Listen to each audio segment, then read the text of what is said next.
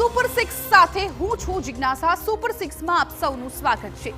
Super 6 માં આજે વાત કરીશું આજના દિવસના સૌથી મહત્વના સમાચારોની। જાણીશું કે બીઝેડ ગ્રુપના કૌભાંડી એજન્ટો કોણ છે, રોકાણકારોને આકર્ષવા કેવી રીતે બિછાવતા હતા માયાજાળ, પાટણમાં બાળ તસ્કરીને લઈને શું થયા છે ખુલાસા, અને ફેંગલ વાવાઝોડાએ પુડુચેરીમાં કેવો વેર્યો છે વિનાશ।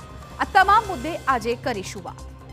તો આજે સૌથી પહેલા મુદ્દામાં વાત બીઝેડ ગ્રુપના મહાકૌભાંડની। રોકાણકારોને આકર્ષવા માલદીવની ટ્રીપથી લઈને આઈફોનની અપાતી હતી લાલચ। જાણીશું કે રોકાણકારોને વિશ્વમાં લેવા એજન્ટો કેવી રીતે પાથરતા હતા જાળ કે જેમને વિશ્વાસ આવી જાય।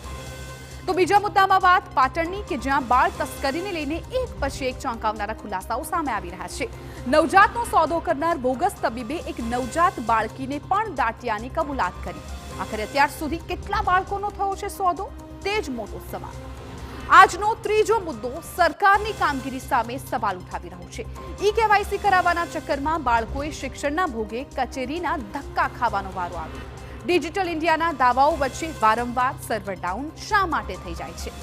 ચોથા મુદ્દામાં અમે આપને બતાવીશું દક્ષિણના રાજ્યોમાંથી સામે આવી રહેલા ભયાવહ દ્રશ્યો કે જ્યાં શનિવારે સાંજે ફેંગલ વાવાઝોડું ત્રાટક્યા બાદ પુડુચેરી અને તમિલનાડુમાં સ્થિતિ કેવી હતી।